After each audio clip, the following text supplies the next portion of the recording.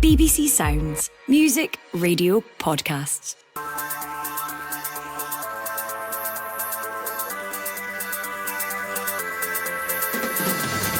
Hello, I'm Phil Goodlad and this is the Scottish Football Podcast. The news, the views, the analysis, everything you need from our beautiful game on Thursday, the 6th of February. And we got quite the performance in the Premiership last night. Onto the left foot, curls one, oh! Spectacular once again! The Celtic goals just keep getting better and better. And Nicholas Kuhn says, anything you lot can do, I can do better. Scintillating Celtic, they hit Dundee for 6 for the second match in a row. And the search continues for a new Motherwell boss. In comes Thompson's cross.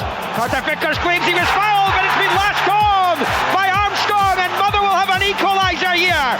Could a former Newcastle legend be in the frame? Plus, injury worries for Scotland. Doak will get it now, edge of the area, on his left foot! What a finish!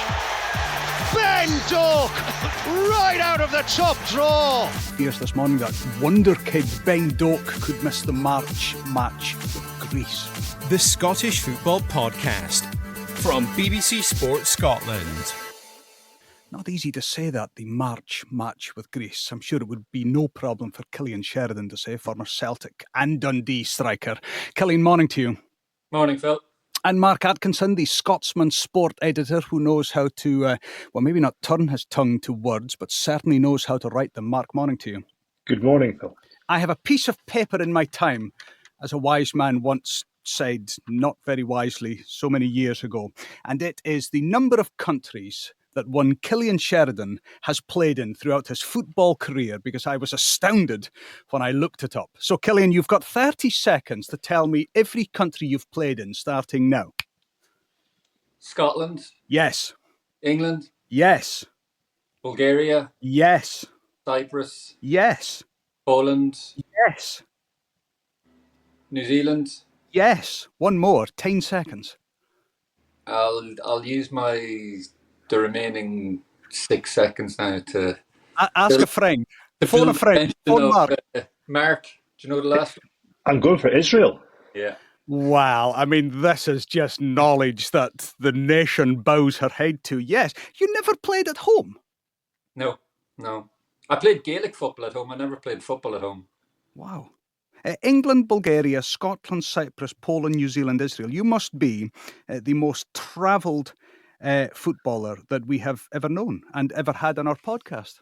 Technically, you could add in Australia as well, I suppose. Why technically? Well, New Zealand was in the A-League.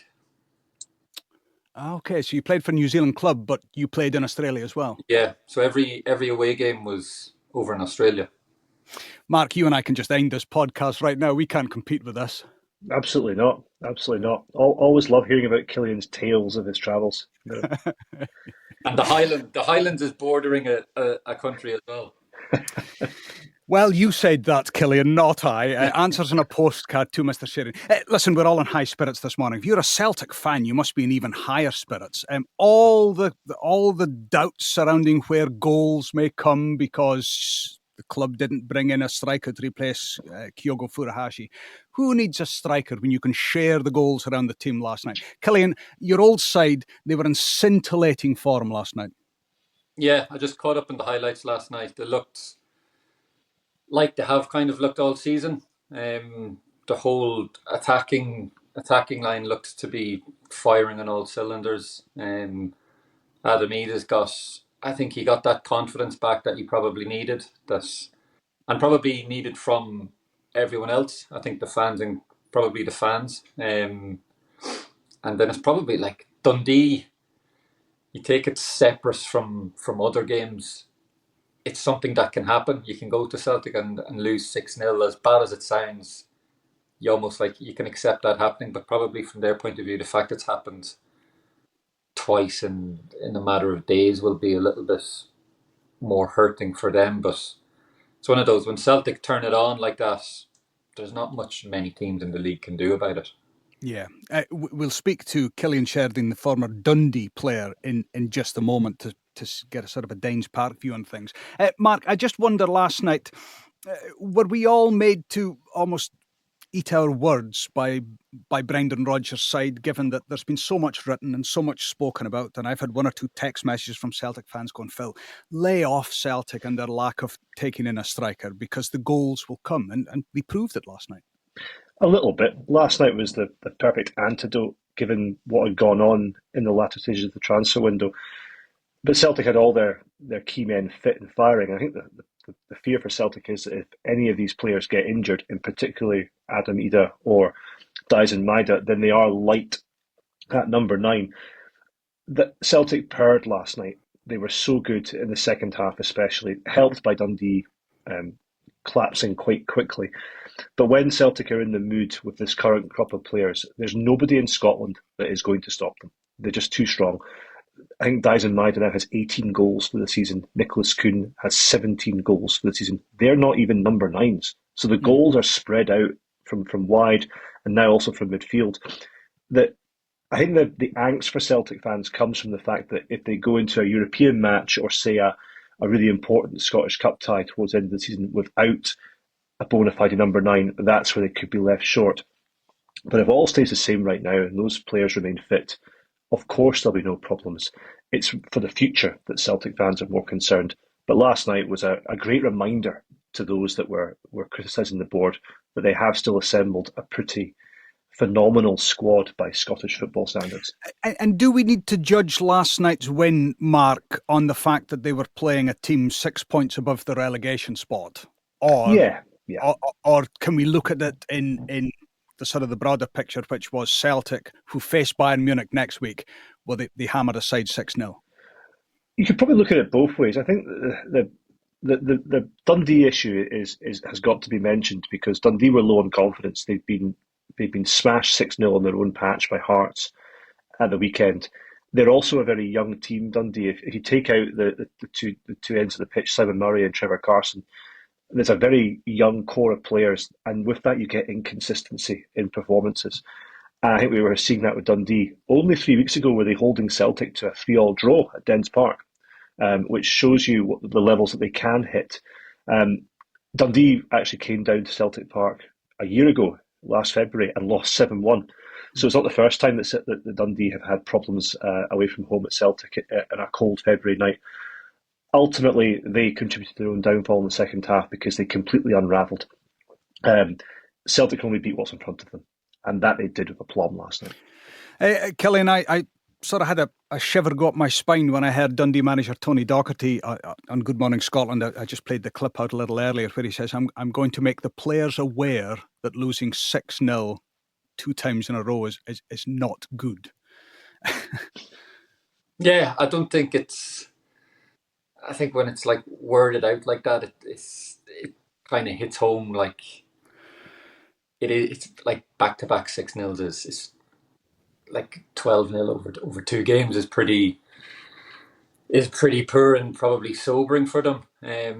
Especially it kind of like comes out of nowhere. They were probably on a bit of a high after a few good results last month near the end of it, and then the Hearts result just comes and probably hits them out of the blue, and then you're following that up with guys are trying to get together, regroup, and you have to go and play Celtic away.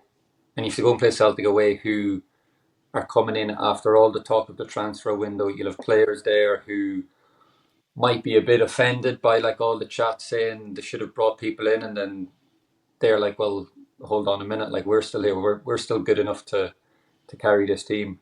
And actually, Dundee first half last night looked fairly solid. They lost the early goal, but it was that goal just before halftime from Adam Ida that seemed to just see the confidence drain away from them.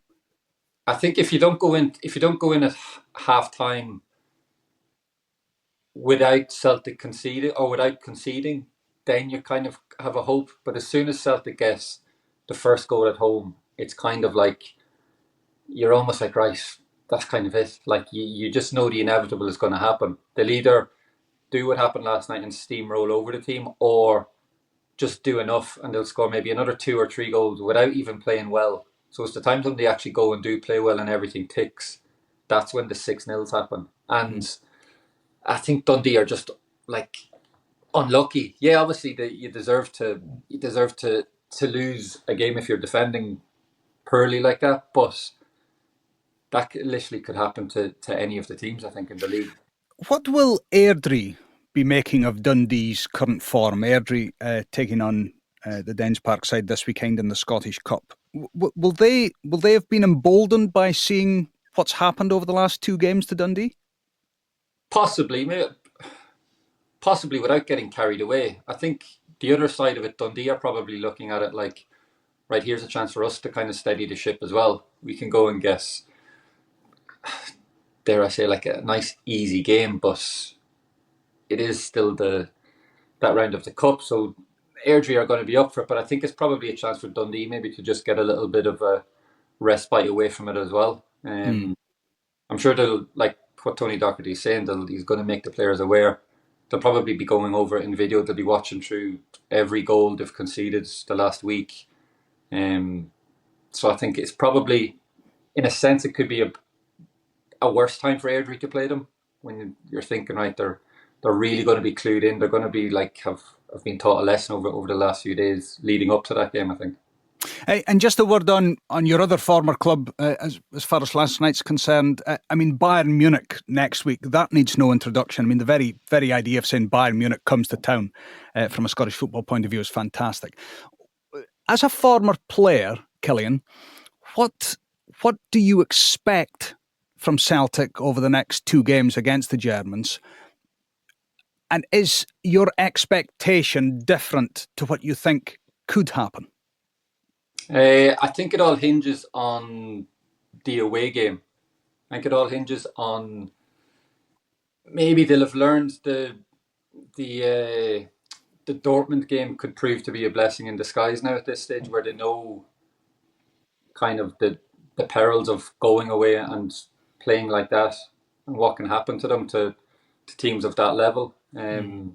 So maybe that kind of gives a little bit of a lesson, but ultimately I think it was the better of the 2 draws, Bayern or Real for me.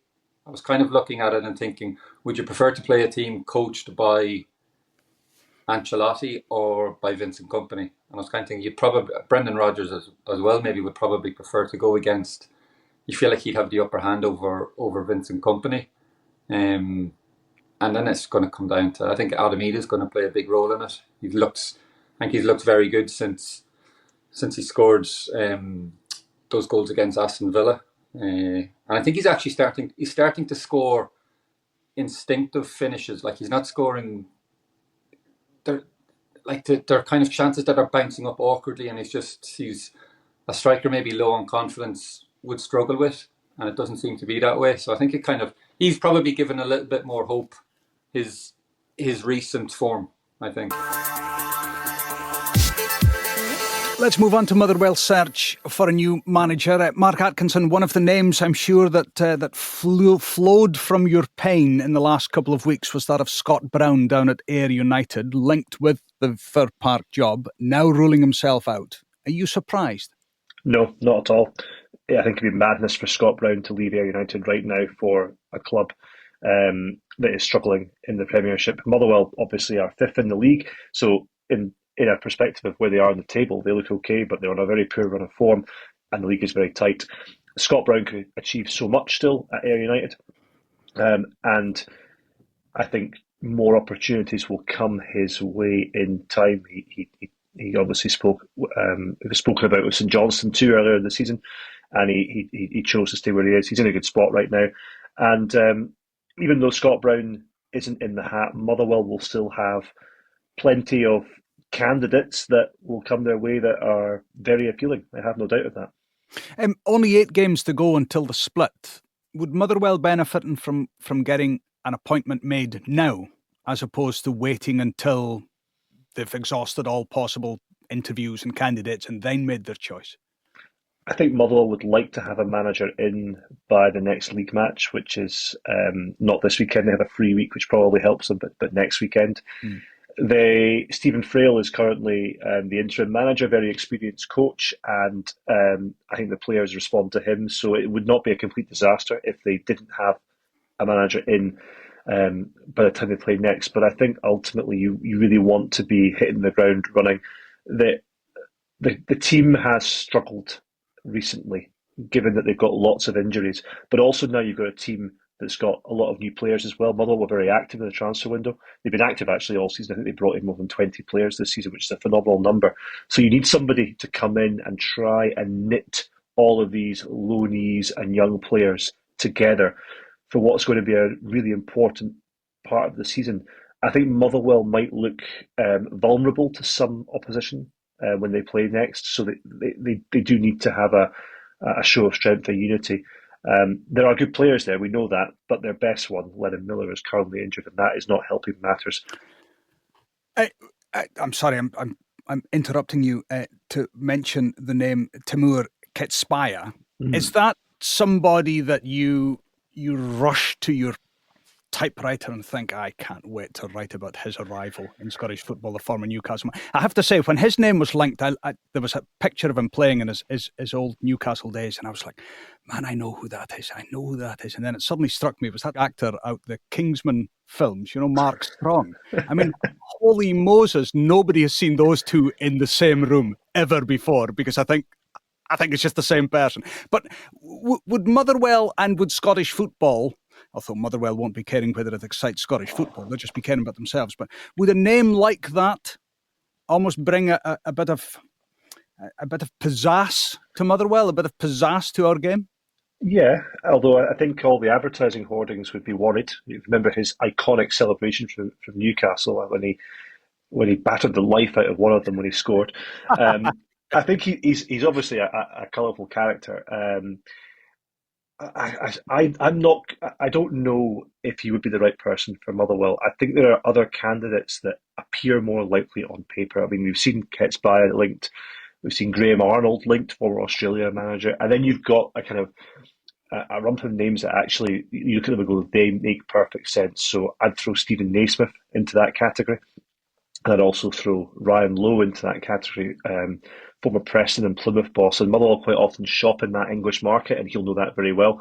They also want a manager that is going to work with young players. That is Motherwell's remit. They want to bring in lots of academy players and blood them early. Would Ketspaya be that type of manager? Not really sure. Don't know his pedigree of young players, but I think Stephen Naismith in particular would probably tick that box, and Lowe would also tick boxes for them too. It would be a jazzy appointment in terms of a headline, Ketspaya, but sometimes these appointments just don't go well in Scottish football, and I wonder if Brian Caldwell, the CEO, and the rest of his board might just play it a little bit safer.